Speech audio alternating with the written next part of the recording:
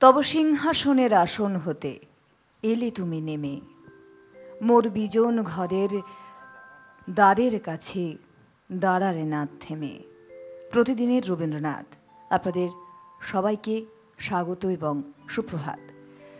আজ আমাদের অনেকটা সময় পেরিয়ে যাওয়া এই অনুষ্ঠান নিয়ে প্রতিদিনের রবীন্দ্রনাথ আপনাদের প্রতিনিয়ত প্রতি পলে মনের কাছাকাছি, অন্তরের কাছাকাছি পৌঁছচ্ছে। আগামী দিনে আমরা আবারও চেষ্টা করব এই অনুষ্ঠানকে সেই মাত্রায় পৌঁছে নিয়ে যাওয়ার। আপনাদের ভালোবাসা, আপনাদের সাহচর্যে আমরা এগোচ্ছি, আগামী দিনেও এগোবো। আর আজকে একটা সুন্দর মুহূর্তে সন্ধিক্ষণে আমরা দাঁড়িয়ে, শুধুমাত্র 24 ঘন্টার অপেক্ষা, তারপরে আমরা আবার মাতৃবন্দনায় সবাই একত্রিত হব, মিলিত হব। আর প্রতিদিনের রবীন্দ্রনাথের এই সুন্দর দিনে অবশ্যই সেই শিল্পীকে আমরা আমন্ত্রণ জানিয়েছি, আপনাদের অত্যন্ত অন্তরের প্রিয় প্রাণের শিল্পী দেবমাল্য চট্টোপাধ্যায়। অনেক স্বাগত, সুপ্রভাত। সুপ্রভাত। আর রয়েছেন আমাদের এই অনুষ্ঠানের সেই দুজন কাণ্ডারি যাদের নিয়ে আমাদের অনুষ্ঠানে এগিয়ে নিয়ে যাওয়া এবং আপনাদের ভালোবাসায় তারা আরও এগিয়ে যাচ্ছেন। আমাদের সঙ্গে রয়েছেন তবলায় মানুষদা, সুপ্রভাত, এবং রয়েছেন কিবোর্ডে অভিজিৎদা। অনেক অনেক সুপ্রভাত, স্বাগত। আমাদের সমস্ত টেকনিশিয়ানস ভাইরা যাদের জন্যই অনুষ্ঠান আরও সুন্দর হচ্ছে তাদেরকে সুপ্রভাত। সঙ্গে আমি সুবর্ণা। শুরু করছি প্রতিদিনের রবীন্দ্রনাথ ঠিক যেভাবে, যে আঙ্গিকে আমরা শুরু করে থাকি। দেবমাল্য পাশে, তাকে সবার আগে বলবো জন্মদিনের শুভেচ্ছা। গতদিন চলে গেছে, আপনারাও জেনে নিন। গতকালই জন্মদিন হয়েছে, যে ছিল দেবমাল্য, তো সেক্ষেত্রে আমরা তো তাকে পাইনি, আজকে পেয়েছি, একদিন বাদে, 24 ঘন্টা বাদে পেয়েছি। তো অনেক স্বাগত, আবার সুপ্রভাত, এবং জীবনের আরও এগিয়ে যাওয়ার ঈশ্বরের কাছে কামনা করে প্রথমেই দেবমাল্য গান দিয়ে অনুষ্ঠান শুরু।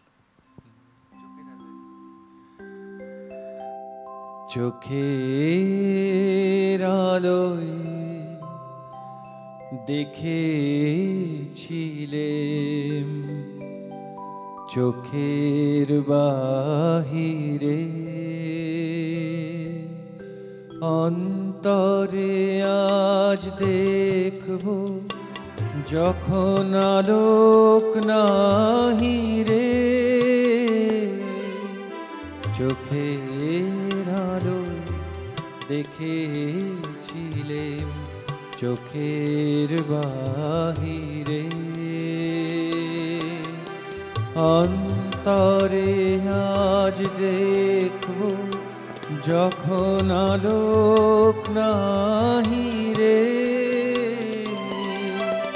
চোখের আলোয় দেখেছিলেম চোখের বাহিরে।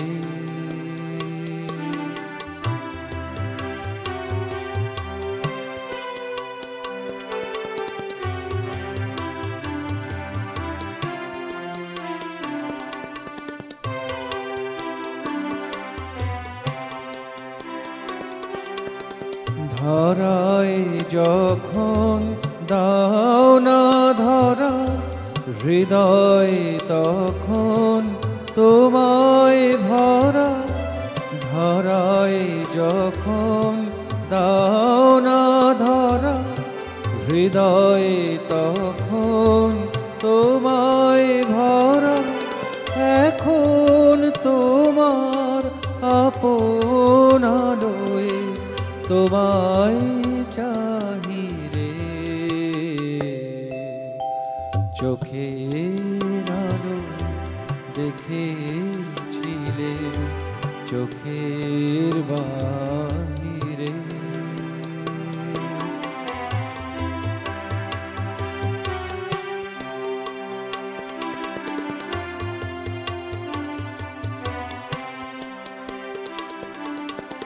তোমায় নিয়ে মিলেছিলে খেলার ঘরেতে, খেলার পুতুল ভেঙে গেছে প্রলয় ঝড়েতে। তোমায় নিয়ে খেলেছিলে খেলার ঘরেতে খেলার পুতুল ভেঙে গেছে প্রণয় ঝড়েতে। থাক তবে সেই কেবল খেলা, হোক না এখন প্রাণের মেলা। থাক তবে সেই কেবল খেলা, হোক না এখন প্রাণের মেলা। তারের বিনা ভাঙল হৃদয় বিনয় গাহিরে। চোখের আলো দেখেছিলে চোখের বাহিরে। অন্তরে আজ দেখব যখন আলোক নাহি রে। চোখের আলো দেখেছিলে চোখের বাহিরে। প্রতিদিনের রবীন্দ্রনাথে আজকে আমাদের পথ চলা যে বিষয়কে কেন্দ্র করে, সেই বিষয়টি হলো বিশ্বকবি ও কথাশিল্পী, দুই মনীষীকে নিয়ে আজকে আমাদের পথ চলার প্রথম পর্ব। কারণ এমন দুজনকে নিয়ে আমরা আলোচনা করতে শুরু করলাম যা আজকের দিনের মধ্যে স্বাভাবিকভাবেই শেষ হওয়া সম্ভব নয়। শুধু প্রচেষ্টা, কিছু দিক তুলে ধরার চেষ্টা। বিশ্বকবি এবং কথাশিল্পী শ্রদ্ধেয় সৌমেন সুরের তথ্য নিয়ে আমরা আজকে এগিয়ে চলেছি প্রতিদিনের রবীন্দ্রনাথের এই অনুষ্ঠানে। কথাসাহিত্যিক শরৎচন্দ্র চট্টোপাধ্যায় কথাসাহিত্যিক শরৎচন্দ্র চট্টোপাধ্যায় লিখেছিলেন যে বইটি পথের দাবি। তৎকালীন ব্রিটিশ শাসন যখন ছিল, সেই সরকারের আমলে বইটিকে বাজেয়াপ্ত করা হয়। কিন্তু শরৎচন্দ্র চট্টোপাধ্যায় পথের দাবি বইটি পাঠান বিশ্বকবির কাছে এবং বিশ্বকবি বইটি পড়েন। পড়ার পরে বিশ্বকবি সুন্দর একটি চিঠি লেখেন। চিঠিতে তাঁর পথের দাবি পড়া সম্পর্কে প্রতিক্রিয়াও লেখেন। সেই চিঠি পাওয়ার পরে প্রাপ্তি স্বীকার করে এবং তার প্রতিক্রিয়ার উপর নির্ভর করে কিন্তু আরেকটি উত্তরে চিঠি লিখলেন শরৎচন্দ্র চট্টোপাধ্যায়। আজকে আমাদের এই অনুষ্ঠানে আমরা বেশিরভাগটাই শরৎচন্দ্র চট্টোপাধ্যায় এবং রবীন্দ্রনাথের সেই চিঠির আদান প্রদান এবং তার মাধ্যম দিয়ে দুজনের যে ভিন্ন মত প্রকাশ পায়, তার পাশাপাশি তাদের মধুর সম্পর্ক, স্নেহ, ভক্তি, ভালোবাসা প্রকাশ পেয়েছিল, সেগুলোই তুলে ধরব, তবে পাঠ করার মাধ্যমে। কারণ যে চিঠির কথা বলছি, যে চিঠিগুলির উল্লেখ আমি করব, সেটি আমার হাতে এসছে কিছু অংশ। সেটি পাঠ না করলে বোঝা যাবে না স্বয়ং রবীন্দ্রনাথ এবং শরৎচন্দ্র কীভাবে তাদের এই কথোপকথন রেখেছিলেন চিঠিতে এবং পথের দাবিকে কেন্দ্র করে। রবীন্দ্রনাথ পথের দাবি পড়ার পরে শরৎচন্দ্র চট্টোপাধ্যায়কে লিখলেন, কল্যাণী এসো, তোমার পথের দাবি পড়া শেষ করেছি। বইখানি উত্তেজক, অর্থাৎ ইংরেজদের শাসনের বিরুদ্ধে পাঠকের মনকে অপ্রসন্ন করে তোলে। লেখকের কর্তব্য হিসেবে সেটা দোষের না হতে পারে, কারণ লেখক যদি ইংরেজ রাজকে গ্রহণীয় মনে করেন তাহলে চুপ করে থাকতে পারেন না। কিন্তু চুপ করে না থাকার যে বিপদ আছে সেটুকু স্বীকার করাই চাই। ইংরেজ রাজ ক্ষমা করবেন, এই জোরের ওপরেই ইংরেজ রাজকে আমরা নিন্দা করব, সেটাতে পৌরষ নেই। রাজশক্তির আছে গায়ের জোর, তার বিরুদ্ধে কর্তব্যের খাতিরে যদি দাঁড়াতেই হয় তাহলে অপর পক্ষের থাকা উচিত চারিত্রিক বছর, অর্থাৎ আঘাতের বিরুদ্ধে সহিষ্ণুতার জোর। কিন্তু আমরা সেই চারিত্রিক জোরটাই ইংরেজ রাজের কাছে দাবি করি, নিজের কাছে নয়। তাতে প্রমাণ হয় যে মুখে যাই বলি নিজের অগোচরে ইংরেজকে আমরা পুজো করি। ইংরেজকে গাল দিয়ে কোনো শাস্তি প্রত্যাশা না করার দ্বারাই সেই পুজোর অনুষ্ঠান।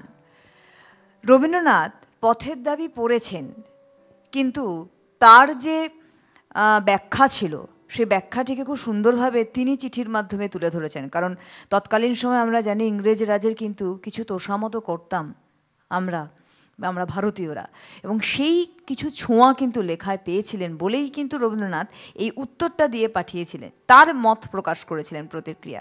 এখানেই শেষ নয়, দেবমাল্য আরও রয়েছে, কারণ এর উত্তরে আবার শরৎচন্দ্র চট্টোপাধ্যায় কিছু লিখেছিলেন। তবে আমাদের আজকে এই অনুষ্ঠানটা ভারী অন্যভাবে এগিয়ে নিয়ে যাওয়া, শুধু চিঠির কথোপকথন না, তার সঙ্গে কিছু আলোচনা, এবং তার সঙ্গে আপনারা তো আছেন, এসেও গেছেন। সুপ্রভাত, কে বলছেন? সুপ্রভাত। সুপ্রভাত। আমি শ্রীরামপুর থেকে মৈত্রী বন্দ্যোপাধ্যায় কথা বলছি। নমস্কার। শুভ দীপাবলির শুভেচ্ছা। শুভ, তোমাকে। হ্যাঁ, শুভ দীপাবলি। আজকে শিল্পী দেবমাল্য চট্টোপাধ্যায় উপস্থিত। দেবমাল্য চট্টোপাধ্যায়ের সঙ্গে কথা বলতে পারি? হ্যাঁ, নিশ্চয়ই। হ্যাঁ, শুভ জন্মদিন দেবমাল্য। শুভ জন্মদিনে অনেক শুভেচ্ছা তোমাকে। আজকে বিষয় প্রাসঙ্গিকতা খুবই সুন্দর, এবং শুনবো, অজানা তথ্য অনেক নিশ্চয়ই জানতে পারবো, প্রতিদিনই সেটা জানি। দেবমাল্যর কাছে আমার একটি গানের রিকোয়েস্ট আছে, সেটা করি। তোমারই রাগিনী জীবন পুঞ্জে বাজে যেন সাদা বাজে হে, গানটি শোনাতে পারলে খুব খুশি হব। চেষ্টা সঙ্গে করব। রইলাম, সঙ্গে আছি। অনেক অনেক ধন্যবাদ। এই শব্দটা দেবমাল্য ভীষণ ভালো লাগে, সঙ্গে রইলাম, সঙ্গে আছি। এই দুটো শব্দ আপনারা বলে যান, কিন্তু আমরা এটাকে কি বলবো, একদম মানে রক্ষা করে রাখি। তার কারণ হচ্ছে সঙ্গে থাকলে তবেই না আমরা সঙ্গে আছি, নাহলে এগোবো কী করে। তবে আমরা আমাদের এই আলোচনা যেহেতু একটু তথ্যভিত্তিক, আমরা এখানে পাঠ করছি আলোচনাটি, তার মাঝখানে বলবো দেবমাল্যর গান এই আলোচনা এই তথ্যকে আরো সুন্দর এবং সমৃদ্ধ করবে। তাই একটি গানে আবারও যাব। তুমি যে আমারে চাও, আমি সে জানি,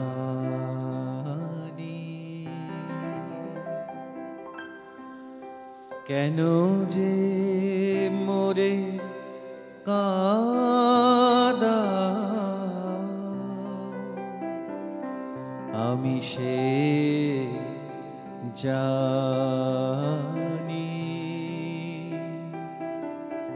তুমি যে আমারে চাও, আমি সে জানি, কেন যে মোরে কাঁদাও, আমি সে জানি। তুমি যে আমারে চাও, আমি সে জানি।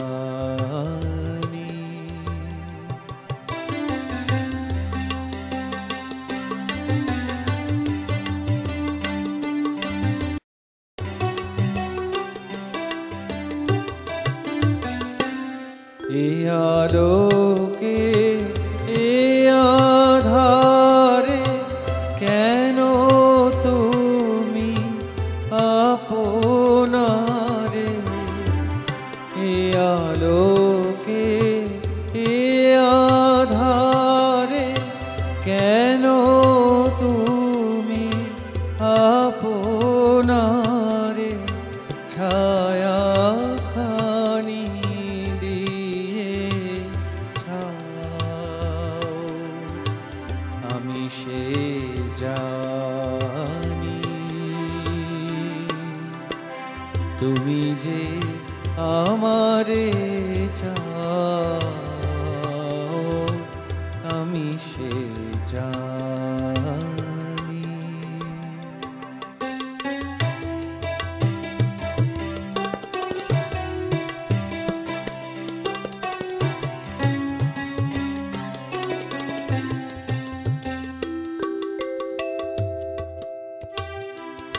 সারা সারাদিন নানা কাজে কেন তুমি নানা সাজে কত সুরে ডাক দাও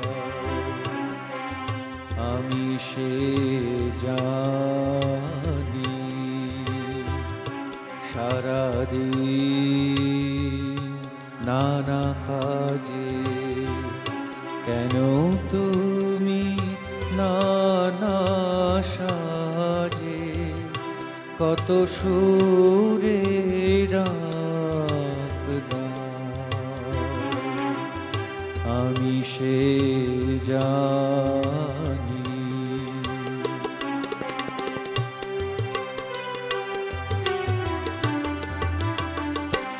সারা হলে দেয়ানে দিনান্তের শেষ খেয়া সারা হলে দেয়ানে দিনান্তের শেষ খেয়া কোন দিক পানে বাও আমি সে জানি তুমি যে আমারে চাও আমি সে জানি কেন যে মোরে কাঁদাও আমি সে জানি তুমি যে আমারে চাও আমি সে জানি।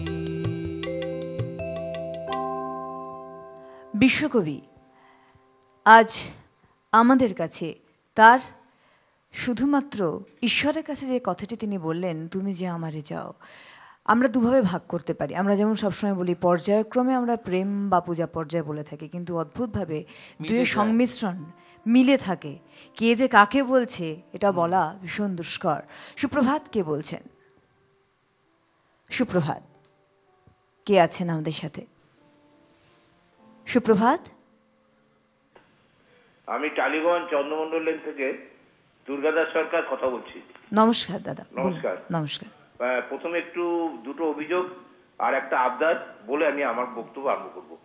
অভিযোগটা হচ্ছে আপনাদের কথা বলতে বলতে মাঝখানে থেমে যায়, আর দ্বিতীয়টা হচ্ছে অনেক শ্রোতাদের কণ্ঠটা ভালো করে শুনতে পারি না, কে কোথা থেকে বলতে পারছে।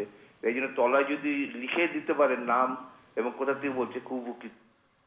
একেবারেই আমরা এটা কর্তৃপক্ষকে জানাবো। কথা বলতে বলতে থেমে যাওয়ার অভিযোগ তো উপরে, অর্থাৎ স্যাটেলাইট সমস্যা হতে পারে, আটকে আটকে যাচ্ছে। আমরা চালিয়ে নিয়ে যাচ্ছি, আমরা কথাও চালিয়ে নিয়ে যাচ্ছি, দেবমাল্য গানও চালিয়ে নিয়ে যাচ্ছেন। তবে এটা তো বুঝতেই পারছেন, আমরা তো সবটাই বৈদ্যুতিন মাধ্যম নির্ভর, সবটাই তার উপর নির্ভর করছে।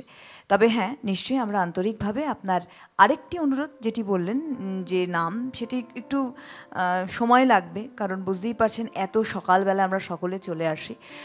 ওই বিষয়টির জন্য যারা গ্রাফিক্সে বসবেন, যারা নাম লিখবেন, সুপার বলে আমরা সেটি লিখতে একটু সময় সাপেক্ষ বিষয় থাকবে, কারণ ওই সকালে তো সবাইকে আমরা এখানে নিয়ে আসি না। তবে চেষ্টা করব, কর্তৃপক্ষের সঙ্গে কথা বলবো।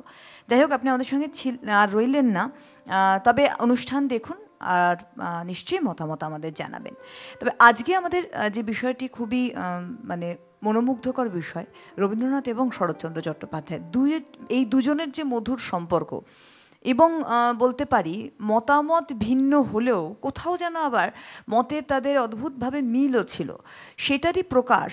একটি কথা আমার দেবমাল্য মনে পড়ছে, রবীন্দ্রনাথের লেখা দেখে শরৎচন্দ্র চট্টোপাধ্যায় একদিন বলেছিলেন ওনার বাড়ি গিয়ে যে, গুরুদেব, আপনি লেখেন আমাদের জন্য, আমি লিখি সাধারণ মানুষের জন্য। কারণ কিছু শব্দ বোধগম্যের বাইরে কিছু কিছু এখনও আমাদের হয়ে যায়। রক্তকরবী আজও পড়লে আমরা মনে হয় আজ পড়ছি। আজ থেকে 10 বছর আগে যে পড়েছে সে মনে করবে যে তখনকার রক্তকরবী, 2015 বা আগামী দিনে 16 পড়তে চলেছে, তখনকার রক্তকরবী আবার আলাদা মনে হয়। তো এটি হচ্ছে বিশ্বকবির বলবো লেখার ধারা, যেটি শরৎচন্দ্র চট্টোপাধ্যায় খুব সুন্দরভাবে বিশ্লেষণ করেছিলেন। সুপ্রভাত, কে বলছেন? ওহো, যাই হোক, যিনি ছিলেন তাকে স্বাগত জানাচ্ছি। আমরা কথা বলতে পারলাম না, আপনি আবারও চেষ্টা করতে থাকুন। আর সেই চিঠির যে লিখেছিলেন শরৎচন্দ্র চট্টোপাধ্যায়কে পথের দাবি নিয়ে রবীন্দ্রনাথ, চিঠিটি অনেক বড় ছিল, কিছু অংশ আমি পড়েছি আর বাকি কিছু অংশ আপনাদের সামনে তুলে ধরার চেষ্টা করছি। রবীন্দ্রনাথের এই যে চিঠির লিখেছিলেন তার বাকি বয়ানটা এরকম ছিল: তুমি কাগজে রাজবিরুদ্ধ কথা লিখতে তাহলে প্রভাব স্বল্প ও ক্ষণস্থায়ী হতো, কিন্তু তোমার মতো লেখক গল্পচ্ছলে যে কথা লিখবে তার প্রভাব নিয়ত চলতেই থাকবে, দেশে ও কালে তার ব্যাপ্তির বিরাম নেই। অপরিণত বয়সে বালক বালিকা থেকে আরম্ভ করে বৃদ্ধরা পর্যন্ত তার প্রভাবের অধীনে আসবে। এমন অবস্থায় ইংরেজরাজ যদি তোমার বই প্রচার বন্ধ করে না দিত, তাহলে এই বোঝা যেত যে সাহিত্যে তোমার শক্তি ও দেশে তোমার প্রতিষ্ঠা সম্বন্ধে তার নিরতিশয় অবজ্ঞা ও অজ্ঞতা। শক্তিকে আঘাত করলে তার প্রতিঘাত সইবার জন্য প্রস্তুত থাকতে হবে। এই কারণেই সেই আঘাতের মূল্য, আঘাতে গুরুত্ব নিয়ে বিলাপ করলে সেই আঘাতের মূল্য একেবারেই মাটি করে দেওয়া হয়। ইতি 27 মাঘ 1333। তোমাদের রবীন্দ্রনাথ ঠাকুর। রবীন্দ্রনাথ আমাদের বাঁচতে শিখিয়েছেন, লড়াই করতে শিখিয়েছেন, শক্তি দিয়েছেন। কারণ যে কথাটি উনি চিঠিতে লিখেছেন দেবমাল্য, যে শুধুমাত্র আমি সেই শক্তির সঙ্গে লড়াই করছি, সেই শক্তি তো আমাকে প্রত্যুত্তর দেবে, তাতে বিলাপ করে আমার কোনো লাভ নেই, আমাকে সেটা নিয়ে নিতে হবে, ঢাল বানাতে হবে নিজেকে। তো বলতে পারি এক পক্ষে শরৎচন্দ্র চট্টোপাধ্যায়কে সেই ঢালের একটা আভাস কিন্তু দিয়েছিলেন স্বয়ং রবীন্দ্রনাথ। যাই হোক, সেই ঢাল নিয়ে আমরাও এগোবো, এরকমই চিন্তাভাবনা। তবে একটা বিরতির সময় হয়েছে, বিরতির পরে আবারও ফিরবো গান এবং কথা নিয়ে, সঙ্গে থাকুন।